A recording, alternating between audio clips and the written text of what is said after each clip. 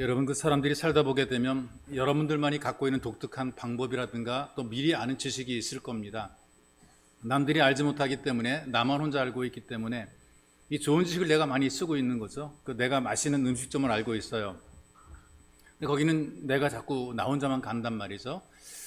근데 보통 이렇게 살아가는 사람 그렇게 많지 않고요. 내가 알고 있는 지식이 있다면 누구한테 얘기를 해줘서 이걸 공유를 한다 그러죠. 요즘에는 야, 거기 맛있는 음식점이 있대, 가보자. 거기 좋은 카페가 있다면 같이 가보자, 이렇게 얘기를 하고요. 야, 돈 버는 좋은 방법이 있대, 우리 한번 같이 돈 벌어볼래? 뭐 이런 식으로 얘기를 해서, 가까운 친구라면, 믿음직한 사람이라면 이렇게 서로 얘기를 해서 같이 공유를 합니다. 직업도 마찬가지, 사업도 마찬가지고요. 내가 해보니까 괜찮더라, 너도 같이 한번 해보자. 좋을 때는 권하는 것이고, 내가 해서 잘 되는 것은 이야기를 한단 말이죠. 그런데 이야기를 하지 않았어요. 나만 혼자 알고 있었어요. 시간이 지나고 한 20년, 20년이 지나는데 그 세월이 지나는 사이에 나는 혼자 잘 됐는데, 나를 아는 사람은 나중에 그걸 안 거죠. 그때부터 하려고 그러니까 이제 그때 힘든 거죠. 하는 말이, 왜 그때 나한테 말 안 했냐? 뭐 이런 식으로 얘기를 하는 경우들이 있단 말이에요. 이것이 이제 신앙생활에 나타나게 되는데, 이화여대 그 부속병원, 그 병원장을 지내신 분 가운데 최용만 장로님이란 분이 계십니다. 이분이 의과 그 대학장인데요. 미국에서 40년 만에 같이 공부했던 의과대학 친구를 만났대요. 60대 한 중반쯤 돼서 만났대요. 근데 만나자마자 나오는 그 말이, 야, 이 개 XX야 하고 욕을 하더래요. 원래 의사들이 좀 점잖잖아요. 좀 이렇게, 그리고 그 상스러운 얘기 잘 안 하게 되는데, 아니 자기가 생각할 때 점잖은 의사 입에서 막 쌍소리가 나오게 되니까 깜짝 놀랐대요. 이 친구가 욕한 이유를 이야기합니다. 40년 전에도 이 최영만 장로님은 교회 일에 굉장히 열심히 젊은이였대요. 대부분의 친구들이 최영만 장로님에게 넌 예수쟁이야 라고 아예 그 모든 친구들에게 공인된 예수쟁이였어요. 그런데 이 예수쟁이인 그 최영만 장로님이 청년 때에 이런 생각을 했답니다. 그 친구인, 그 지금 미국에서 만난 그 의과대 동창 친구인 그 친구는 똑똑합니다. 그리고 누구보다 그 어떤 지식이 많은 사람인데요. 그런데 신앙과는 전혀 무관한 거죠. 혼자 생각하기 이렇게 생각했대죠. 저놈 새끼한테 말해봤자 시도 안 막힐 것 같아. 말로도 말빨도 내가 밀리기 때문에 내 저놈한테 말해봤자 내가 안 돼. 그래서 예수 믿으라고 전도를 안 했대요. 다른 친구들은 다 전도했는데 이 친구에겐 전도 안 한 거예요. 왜 안 했냐? 말빨로 밀릴 것 같으니까. 40년 후에 만났을 때에 욕부터 하고 한 말이 뭐냐 하면은, 네가 나를 전도했으면 40년 동안 방황하지 않았을 터인데, 네가 그때 전도하지 않아 내가 너무 늦게 예수 믿었다. 야, 아마 그때 너 혼자만 신앙생활 잘하고 너 예수쟁이라고 소문났는데 왜 그때 나한테 교회 가자는 말 한마디도 안 했냐? 이렇게 얘기하더래요. 그래서 이렇게 얘기를 했더니, 야, 막 그때는 내가 말빨로도 너한테 딸리고 실력으로도 딸려가지고 내가 널 전도할 만한 그런 그 능력이 없었는데, 이렇게 얘기를 하니까 웃기는 소리 하지 말아라. 그리고 하는 말이, 내가 지금 너무나 방황하다가 예수 믿어 억울해가지고 이제 나 의사 그만두고 의료 선교사로 나간다. 그러면서 이렇게 도전하대요. 앞으로 너 개새끼 소리 안 들으려면 네 가까운 사람부터 전도해 임마, 그렇게 얘기하더래요. 여러분, 이 말이 그냥 친구들끼리 하는 대화이지만 사실은 우리들도 좀 들어볼 말이라고 생각이 돼요. 여러분, 가까운 사람들에게 예수 믿으라고 전도해 보신 적이 있는지요? 마음속에 여러분들이 이런 생각, 저놈 내가 말해도 소용없어. 이거 골수야, 저건 아주 그냥 골수야. 그러니까 내가 말할 필요가 없어. 그래서 아예 말도 안 하는 그런 경우들이 있거든요. 근데 보세요, 아무리 골수라도 하나님께 붙잡힌 바 되게 되니까 사람이 확 뒤바뀌더라고요. 이 의사도 마찬가지고요, 사도 바울도 마찬가지거든요. 원래 바울이라는 사람이 누굽니까?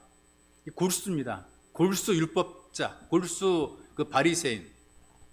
그래서 이 사람은 어떻게든지 그냥 예수 믿는 사람을 잡으려고 그랬던 사람이거든요. 근데 이런 사람이 변화돼 가지고 예수를 믿는 전도자로 바뀌어지게 된 것이죠.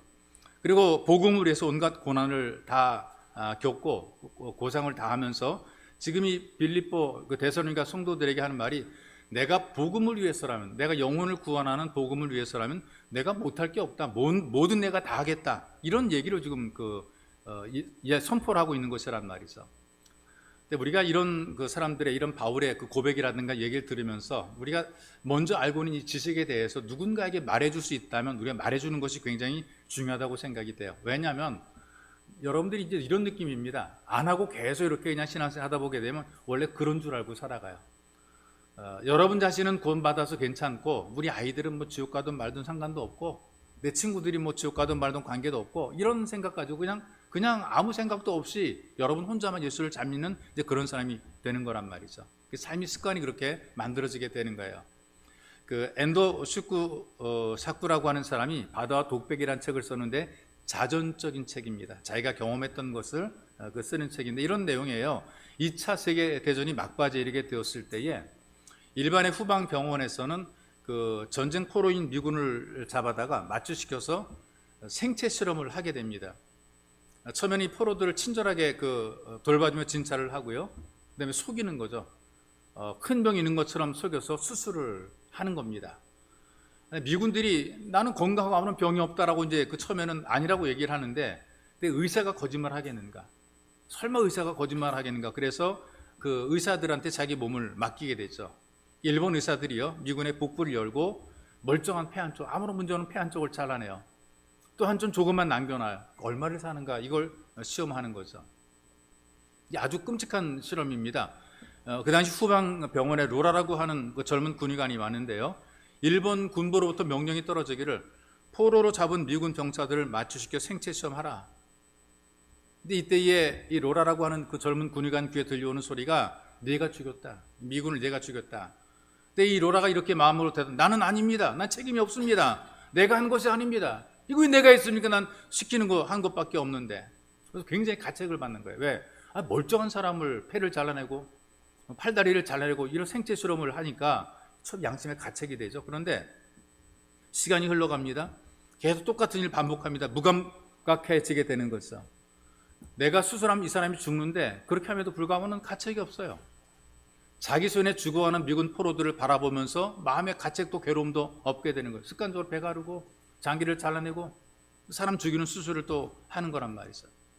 의사가 하는 일이 뭡니까? 죽어가는 사람을 살려내는 그런 일이라는 것이 의사가 하는 일인데 사람을 죽이고 있어요. 근데 아무렇지 않은 게 원래 이거 내가 원래 했던 일이기 때문에 그냥 습관적으로 하는 거란 말이에요. 이런 이야기를 하면서 뭐라고 설명하느냐면 어쩌면 이런 군의관의 모습이 현대를 살아가는 그리스도인의 모습과 많이 닮아 있다고 지적을 하는 것이죠. 왜? 하나님 은혜에 대한 감격을 이미 잊어버렸어요. 내가 지금 사는 것이 은혜로 산다라는 감격. 난 행복해. 난 황홀해. 이런 감격 잊어버렸습니다. 주님을 향한 사랑도 이미 잊어버렸죠. 나를 사랑하신 주님의 사랑이 너무나 크다. 그 감격도 이미 다 식어져버리고 말았어요. 내가 받은 은혜와 사랑의 감각이 다 사라져버리고 말았어요. 그리고 현실에 필요한 요구만 하고 있죠. 나 뭐가 필요합니다. 이게 필요합니다. 뭘 주세요. 이것만 계속 요구를 하고 있는 거란 말이죠. 내가 주님을 향해서 뭔가 하겠다라는 그런 마음도 없습니다. 그냥 습관처럼 그 마당만 밟고 왔다 갔다 하고 있는 거죠. 그러니까 습관이 주일 되면 어디 특별히 가는 약속이 있는 것도 아니니까 교회 가야지 교회 오는 거예요. 와가지고 예배를 드리고 그냥 가는 거란 말이죠. 그러다가 이제 어떤 개인적인 이해관계 속에서 뭔가 연관이 됐을 때는 굉장히 열심을 내는 그런 경우도 있단 말이죠. 그래서 종종 우리가 열심 낼 때 한번 그 마음을 다시 점검해 보는 게 중요하다고 생각이 돼요. 왜냐하면은 내가 지금 주님의 일을 하고 있느냐, 그럼 내가 내 일을 하고 있느냐, 내가 하는 일들이 교회와 성도들에게 도움이 되고 있느냐, 이런 것들을 한번 점검해 볼 필요가 있는 것이란 말이에요. 무슨 말이냐면 일을 하긴 해요. 누굴 위해 일하고 있느냐, 지금 주님의 일이라는 이름을 가지고 일하면서 지금 내 마음의 만족을 해서 일하고 있느냐, 아니면 정말 주님에서 일하고 있는가, 이걸 한번 생각해 보자는 말이죠. 그렇다면 진짜 헌신하는 사람, 진짜 일하는 사람 어떤 사람들이냐, 이 삶의 태도가, 삶의 자세가, 마음가짐이 남다른 거죠. 열심히 하긴 하는데 나를 위한 열심을 하는 것 아니고요, 또 내가 원하는 일만 골라 하는 것도 아니에요. 어떤 사람이 일하는데 지가 원하는 것만 골라서 일한단 말이죠. 내가 하고 싶은 것만 하는 경우들이 있어요. 또 일할 때 쉬운 것만 열심히 내는 그런 경우들이 있단 말이죠. 이런 일들은 참된 헌신이 될 수가 없거든요. 종종 우리 목사들이 이런 얘기를 합니다. 목회자들 가운데에 그 아침에 조구축교를 나가는 그런 목사들이 있죠. 근데 그 목사님들 가운데는 전도를 위해서 조구축교에 나가는 분들이 있어요. 근데 모두가 다 똑같이 얘기를 해요. 나 전도하기 위해서 조구축교에 나간다. 그런데 지가 재밌어가지고 막 공차는 분들이 있어요. 막 이리 뛰고 저리 뛰고 막 날라다니는 공차. 왜냐면 우리 그 체육대회를 하게 될 때에 신나서 운동하시는 분들이 있단 말이에요. 이런 분 전도 못 하더라고요. 지가 좋아서 막 이리 뛰고 저리 뛰고 하는 분들은 전도를 못 하고, 공 차는 거 잘 못 차는데 정말 그 사람 영혼들을 구원하기 위해서 전도하는 이런 분들이 진짜 전도를 해야지, 자기 좋아서 하는 건 못하네. 봉사, 섬김, 헌신, 이게 내가 좋아서 막 하는 것처럼 대단한 것처럼 보이는데, 내 좋아서 하는 것은 이것은 온전한 것이 아니란 말이죠. 여러분, 교회에서 봉사할 때 남보다 시간 많아 봉사하는 것 아니거든요. 우리가 시간 남아 돌아서 여기 지금 앉아 있는 것도 아니란 말이죠. 헌금하는 게 돈이 남보다 많이 벌어 헌금하는 것도 아니잖아요. 그럼에도 불구하고 교회에 열심을 갖고 있는 것을 보게 돼요. 뭔가 수고해요. 물질적으로, 시간적으로 모든 면에 그 헌신하는 모습을 보게 됩니다. 여러분, 일반 사회 세상들은요, 출퇴근 시간이 있잖아요.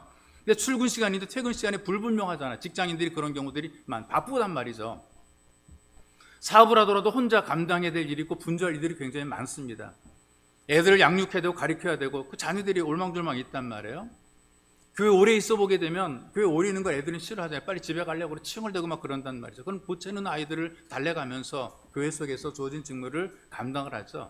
이게 이제 복음을 위해서 헌신하는 하나의 어떤 그 모습이라 그 말입니다. 근데 복음을 위한 여러 가지 헌신 가운데 뭐 복음을 전하는 건데, 이게 뭐 말로 전하든 뭐 삶으로 전하든 뭐 직접 전하든 간접 전하든 이 전도자로서 우리가 예수님을 전하는 이런 사명들을 감당해야 되는 것이 바로 우리들이 그 감당해야 될 사명이란 말이에요. 왜? 이 성경이 지금 우리에게 계속 반복해 가르쳐 주는 것이 이것입니다. 바울이 지금 여기저기를 다니는데 그 괜히 뭐 여행 다니는 것도 아니고 놀러 다니는 것도 아니고요. 복음을 전하기 위해서 하나님께서 가라 그런 곳에 가서 복음을 전하게 되는 거죠. 복음 전할 목적으로 내가 여기 오게 되었다, 데살로니가 오게 되었다라고 얘기를 하고 있어요. 그래서 4절에 보니까 그 동기를 고백하잖아요. 오직 하나님께 옳게 여기심을 입은 복음을 위탁받았으니 우리가 이와 같이 말함은 사람을 기쁘게 하려 함이 아니 오직 우리 마음을 감찰하시는 하나님을 기쁘시게 하려 함이라. 여기에 복음 전하는 이유를 설명해 주는데 그 이유가 뭐냐? 첫째가 위탁받았기 때문에 그렇다. 내가 이제 맡겨졌다, 나한테 맡겼다 그 말이거든요. 그러니까 맡겼다는 것은 어떤 의미가 있어요? 믿음직하니까 맡기는 것 아니겠어요? 할만하니까 맡기는 거란 말이죠. 여러분 친구들이라든가 여러분 가까운 사람들에게 어떤 일 맡길 때에 믿음직하니까 맡기지 그 일을 못할 만한 사람한테 맡기지는 않잖아요. 어린애한테 무거운 짐을 들려주지는 않잖아요. 들을 만한 짐을 들려주고 들으라 그러지 못 들 짐을 들려주면서 들으라 이렇게 얘기하는 건 아니란 말이죠. 그러니까 나를 믿어주는 거예요. 우리를 믿어주는 거란 말이죠. 얼마나 감사한지 모릅니다. 여러분, 사람이 어디 이런 관계 속에서 누군가 나를 믿어줄 때에 이거 굉장히 좋은 거예요. 믿어주는 것. 그래서 뭔가 나에게 맡겨줄 수 있는 것, 어떤 부탁을 하는 것. 여러분, 이거 귀찮은 것이 아니고 정말 귀한 것이고 이건 정말 여러분 자신의 어떤 존재감과 가치가 귀해진 거란 말이죠. 대체 불가능한 그런 존재로 여러분들의 존재감을 증명하는 거예요. 여러분 믿어주기 때문에 그런 것이죠. 여러분 안 믿어줘 보세요.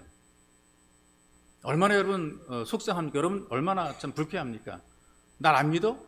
얼마나 불쾌해요. 느낌으로, 기분으로 한번 생각해 보세요. 날 믿어주는 사람이 많이 있고요. 그 여러분 얼마나 든든해요. 근데 날 안 믿어줘요. 다들 안 믿어. 내가 무슨 말해도 안 믿어요. 그래서 여러분 얼마나 힘들고 어렵게 살아갑니까? 날 믿어주기 때문에 내게 이런저런 부탁도 한단 말이 얼마나 감사한 일입니까? 그런데 하나님께서 우리들에게 직분을 주었어요. 여러분 교회에서 받은 직분들이요, 믿음직해서 준 것이에요. 믿고 준 거란 말이죠. 근데 믿고 준 것에 대해서 이걸 감당하지 못하게 될 때에 믿음을 배신하는 것이거든요. 위탁을 했는데 이거 우습게 생각하고 이걸 감당하지 못하게 되면 이 사명을 감당하지 못하는 거란 말이죠. 하나님께서 우리 모두에게 공통적으로 다양한 교회 직분들이 있지만 공통적으로 준 직분이 뭐냐면 전도라고 하는 복음을 전하는 것, 영혼을 구원하는 그 일, 이걸 위해서 하나님께서 우리들에게 위탁을 해 주신 거란 말이에요. 무슨 일을 하든지 여러분들이 뭐 직장생활, 가정생활하든지 내가 하나님을 기쁘시게 하기 위해서 내가 복음 전하는 이것은 마땅한 도리인 거예요. 왜? 하나님 날 믿고 맡겨줬기 때문에. 믿고 맡겨준 것은 우리가 좀 해줘야 이게 좀 어떤 보람이 있는 거란 말이죠. 우리가 살아가면서 이것을 꼭 기억하기로 합니다. 그러니까 나에게 믿고 맡겨준 하나님을 실망시켜주지 않기 위해서 내가 누군가의 영혼을 구하는 그한 일에 좀 쓰임받아야 되겠다. 뭐 직접이든 간접이든 어떻게 하든 내가 좀 이렇게 쓰임받는 것이 중요하다. 이제 그런 마음들 가지고 여러분들이 좀 하나님의 뜻을 성취하고자 하는 그런 의지와 그런 마음을 가지시기를 바랍니다. 영혼 구원하는 그런 일에 있어서는요, 우리 타협해서는 안 되는 거예요. 우리가 뭐 영혼 구원하는 게 제일 중요한, 이거 우선순위가 되어야 되는 것이란 말이에요. 이게 하나님의 기쁨이고 우리의 보람이 되는 거죠. 주님께서 우리들에게 믿고 맡겼어요. 믿고 맡겼으면 이 일을 우리가 해야 되는 거죠. 하나님이 실망시키지 않은 여러분들이 되시기를 주님의 이름으로 축복합니다. 또 하나의 말씀을 보게 되니까요, 복음을 전할 이유가 뭐냐면 하나님의 사랑 때문이라 이렇게 얘기를 하고 있네요. 사랑 때문에 복음을 전한다. 8절에 보니까 우리가 이같이 너희를 사모하여 하나님의 복음뿐 아니라 우리의 목숨까지도 너희에게 주기를 기뻐함은 너희가 우리의 사랑하는 자 됨이라 그랬어요. 복음 전하는 이유가 어떤 것인가? 사랑 때문이다. 내가 너희들을 사랑한다. 아니 본 적이 네가 날 언제 봤다고 사랑해? 이런 느낌이거든요. 사실은 지가 날 언제 봤던 날 사랑한다 그래? 근데 여기 더 강력한 얘기가 있네요. 생명까지 줄 수 있는 이유도 사랑 때문이라. 내가 너희들에서 목숨까지 내놓을 수 있는데 이거 사랑 때문이라. 그건 더 기가 막힌 일이거든요. 아니 당신이 나를 언제 봤다고 나를 위해 목숨을 걸어? 왜냐하면 종종 우리 주변에 보게 되면요, 막 사랑한다 가깝게 다가오는 사람들이 있어요. 뭐 전화도 하고 친절하게 다가오게 되는데 도대체 이 어떤 목적을 갖고 온지 모르는 경우들이 많단 말이죠.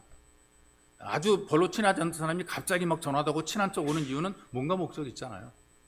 막 전화가 갑자기 막 오고 그래요. 아마 우리 교회도 그 총회 요즘에 그 이제 임원들이 바뀌어지게 되고 투표를 하게 되면 생판 듣도 보도 못한 사람에게 문자가 오고 막 전화가 오고 막 그래요.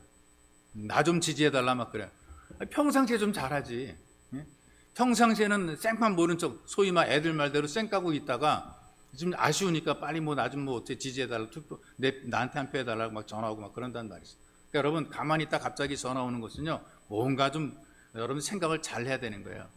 서 알지도 못했던 사람인데, 평소에 친밀하지 않았던 사람인데, 지금 날 언제 봤다고 나한테 다가와가지고 뭐 돈 벌게 해주겠다 그러질 않나, 뭐 어떻게 해주겠다 그러질 않나. 뜸하던 사람이 만나자 그러거나 전화하자 그러거나 잘해줄 때는요, 이게 뭔가 그 뒤에 목적이 있는 것이란 말이죠.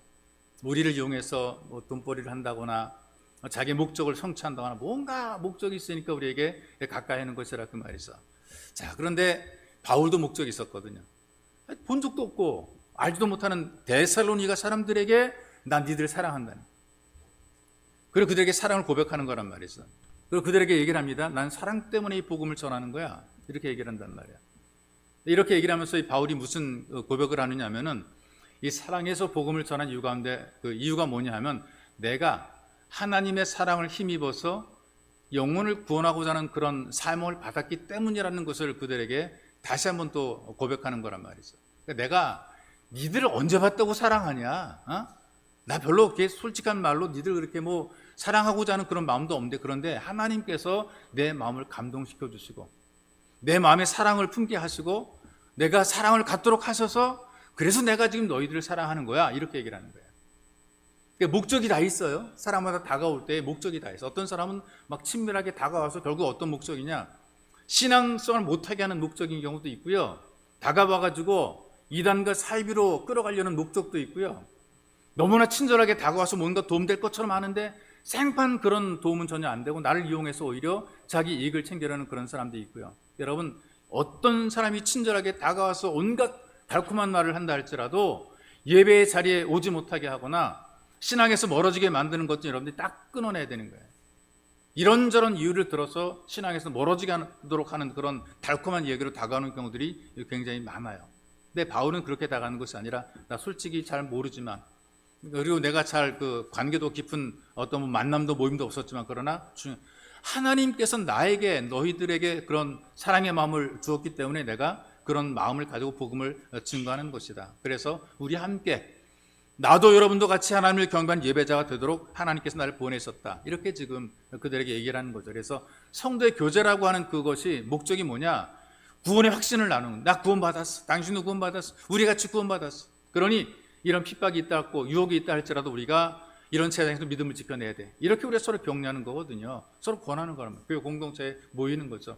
나만 혼자가 아니라는 거. 여기 가보니까 당신도 있고 당신도 있고 우리 모두가 다 있고, 그러니 나만 혼자가 아니지. 예수 믿는 게 나 혼자 믿으면 힘들 터인데 나만 혼자 믿는 게 아니야. 당신도 믿으니까 내가 그래도 참 마음속에 위안이 되네. 교회 공동체에 와서 같이 믿으니까, 같이 예수 믿으니까 서로 힘이 되는 거예요. 이걸 만들어가는 것을 우리는 성도의 교제라 이야기를 하는 거죠. 이 거룩함을 지켜내는 것, 예배적으로 헌신하도록 서로 격려해 주는 것, 이게 바로 그 복 있는 공동체가 되는 것입니다. 그래서 이 성도의 교제가 잘못 왜곡되게 되면 주님과 관계없는 어떤 세속적인 모임이 되어버리는 경우들이 굉장히 많습니다. 그런 모임들이 많잖아요. 다 우리를 위해 준다 그러잖아요. 뭐 우리를 잘해 준다 그러는데 이게 아무런 의미가 없습니다. 자기의 원하는 것을 하고 자기 목적을 위해서 살아간다라고 하는 것은 의미가 없고요. 하나님의 은혜에 감동이 되고 하나님의 사랑에 감동이 되어서 그러니까 순종에 하는 것, 순종하는 행위, 순종의 행위가 이게 온전한 참된 사랑이 되는 거죠. 그래서 바울이 말하는 것처럼 너희가 우리의 사랑하는 자 됨이라 이런 고백이 나오게 되는 것입니다. 그래서 이런 것들은요, 내가 각오한다고 되는 것도 아니에요. 내가 사랑해야지. 에이, 내 미운 건 내가 없애버. 이런다고 내가 사랑이 되는 것도 아니더라고요. 결심을 한다고 되는 것도 아니더라고요. 어떻게 가능한? 성령의 감동이 주어져야 가능한 거예요. 사랑의 마음이 이게 억지로 안 되는 거예요, 여러분. 정말 억지로 안 되는 거예요. 하나님께서 내 속에 그런 마음을 주어야 되는 거예요. 그래야 이 사랑의 마음이 나오는 거지. 그렇지 않으면 인간의 감정으로 흉내만 내는 거예요. 사랑을 흉내만 내는 거죠. 마음에 부어지는 성령의 감동을 통해서 우러나오는 사랑입니다. 우리가 이 사랑을 우리가 하나님께 간구해야 되는 것이죠. 그래서 마음에서 부어지는 이 성령의 감동에서 나오는 이 사랑의 마음을 가지고 이 복음을 전할 때 예수 믿으라고 말하게 될 때에 그때 사람들이 변화가 되고 사람들이 예수 믿게 되는 거죠. 이것이 우리가 예수를 전하는 동기가 되는 것입니다. 이런 예수님의 사랑이 여러분들의 마음에 부어지시기를 주님의 이름으로 축복합니다. 존귀하신 주님 감사합니다. 주께서 우리에게 은혜를 베풀어 주시고 우리를 사랑하셔서 하나님 은혜 속에 거하게 하시고 또 구원의 감동과 감격을 누리게 만들어 놓으셨는데 주님, 우리가 습관적으로 오래 지나다 보니 감동도 감격도 잊어버리고 주님 무기력한 모습으로 그저 교회 마당만 밟고 오르락 내리락 하는 무기력한 심령이 되어버리고 말았습니다. 주님, 다시 한번 예배의 자리를 통해서 하나님께서 우리에게 부어준 사랑의 감동이 우리 속에 넘쳐나게 도와주시고 주님께서 내게 부어준 성령의 감동으로 사람을 사랑하며 영혼을 사랑하는 마음을 갖도록 은혜를 베풀어 주옵소서. 우리의 기도가 좀 더 깊어지고 폭넓어지기 원하며 소망합니다. 주를 알지 못하는 자녀를 위해서 믿음이 약한 자녀를 위해서 간절히 기도하는 부모들이 되게 만들어 주시고 정말 내가 아끼고 사랑하는 사람들이 믿음을 갖지 못했을 때에 그들의 영혼이 예수를 믿음으로 구원받아 하나님의 자녀가 된 이 일에 우리가 정말 깊이 쓰임받도록 정말 사랑의 마음으로 하나님께 붙잡혀 쓰임받도록 성령의 감동을 우리에게 부어 주옵소서. 사랑의 마음을 우리에게 부어 주옵소서. 보배로우신 예수님의 이름으로 기도하옵나이다. 아멘.